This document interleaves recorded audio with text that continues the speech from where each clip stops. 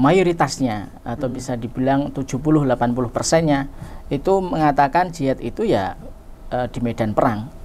Namun bukan berarti jihad itu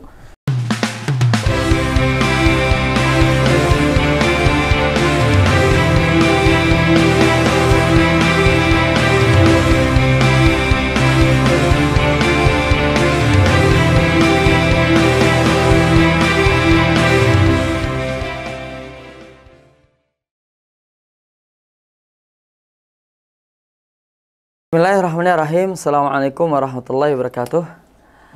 Alhamdulillahi wassalatu wassalamu ala rasulillah wa ala alihi wa ashabihi wa mawalah amma ba'd. Baik, pemirsa Al-Kalam, menginjak ke pertanyaan berikutnya, dan kali ini kita bersama Pak Ustadz kita semuanya, Pak Ustadz Mahfudzi LC, yang sebentar lagi insyaallah akan dokter ngisat ya. Insyaallah. Alhamdulillah. Taib. Kaifal Ustadz, apa kabar nih? Alhamdulillah. Baik Ustadz, ini ada pertanyaan yang menurut saya sangat sensitif ini. Jadi bacanya pun agak berat begitu ya.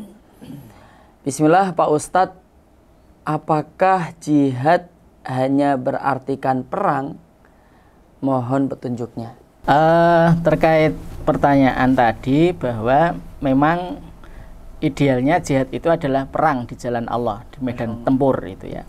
Karena memang ayat-ayat jihad dalam Al-Quran maupun hadis mayoritasnya atau bisa dibilang 70-80%-nya itu mengatakan jihad itu ya di medan perang. Namun bukan berarti jihad itu skopnya itu terbatas pada medan perang saja.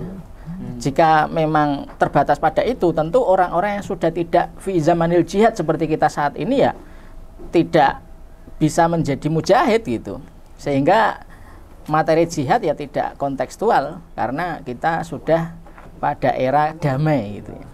Nah, terkait pertanyaan tadi, hal itu dijelaskan sebenarnya oleh Al-Imam Ibnu Qayyim Al-Jauziyah dalam kitabnya Zadul Ma'ad fi Hadi Khairil Ibad.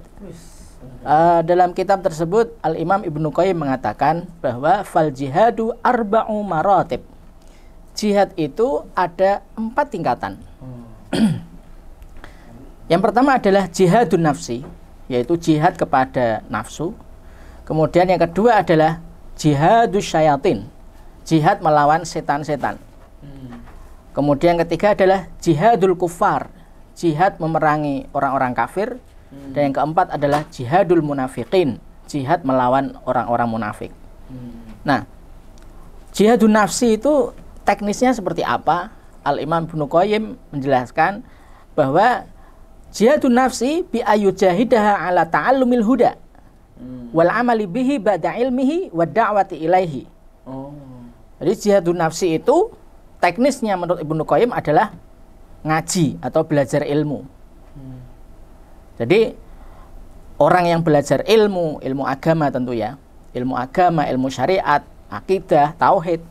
Kemudian setelah itu diamalkan, dipraktekkan, kemudian didakwahkan, ad-da'wah ilaihi, didakwahkan, wasabra ala masyaqid da'wati, dan sabar atas seluruh resiko-resiko dakwah, mungkin mendapat persekusi, mendapat gangguan dan sebagainya. Nah, itu jihadun nafsi seperti itu. Bukan berarti jihadun nafsi itu terasik dalam zikir-zikir thariqat dan sebagainya, tidak. Jadi jihadun nafsi itu teknisnya adalah mencari ilmu yang dengan ilmu itu kita bisa dakwah begitu.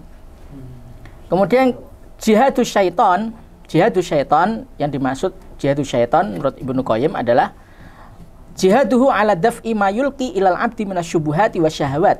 Jadi jihad dengan cara menolak dan melawan segala yang dibisikkan oleh setan kepada seorang hamba berupa syubhat-syubhat dan syahwat-syahwat. Qul a'udzu birabbinas malikinas ilahinas min syarril waswasil khannas. Nah, itu jihadun nafsi itu. Jihadus syaitan itu. Termasuk adalah jihad melawan asyukuk al-qadihah fil iman. Jadi keraguan-keraguan, pelajaran-pelajaran yang meragukan keimanan, meragukan akidah, yang membuat ragu terhadap syariah. Nah, itu termasuk bagian daripada jihad. jihadus syaitan itu.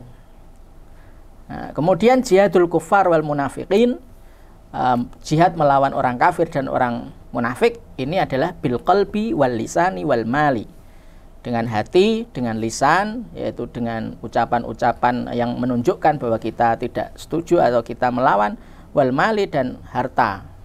Nah, karena ini ketika mereka memusuhi, karena dalam Islam kalau tidak diserang tidak boleh menyerang gitu ya.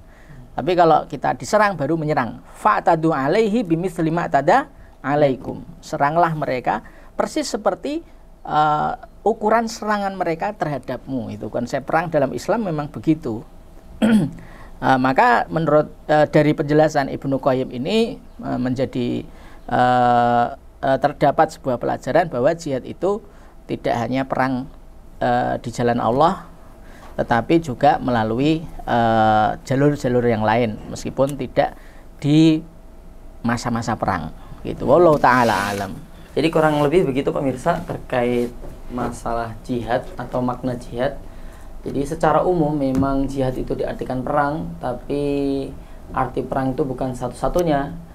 Dan dengan kondisi sekarang ini, alhamdulillah, sebagaimana penjelasan Ibnu Qayyim tadi, bahwa banyak sekali majal-majal yang bisa diartikan jihad. Dan kita tahu ketika seseorang berjihad begitu, misalnya menuntut ilmu, sebagaimana tadi dijelaskan oleh Ustaz Heri Mahfudzi, kok di perjalanan meninggal misalnya, maka dia meninggalnya dalam keadaan syahid dan pastinya dia masuk surganya Allah Subhanahu wa taala.